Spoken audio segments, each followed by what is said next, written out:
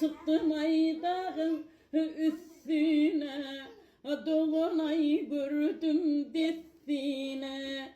Doğunum ağlap duraysa yataya bolurun üstüne. Yay bolurun üstüne. Doğuna gerek bir can bir ten bir yürek. Doğunun kadrini ölmek kevlay, ölünün son ağlamaklık bir derek. Halından haber alacaktır, gününe sorgay salacaktır. Başına iş düşafa, doğunun ağlap gelecektir. Doğunun kökenek bolacaktır.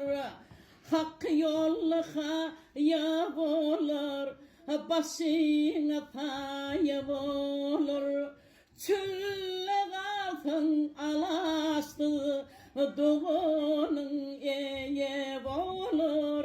Doğunun eye olur.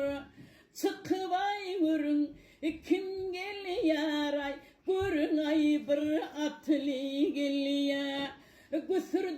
Güsürdep teti geliyor, çıkıp ay görün ay kim geliyor.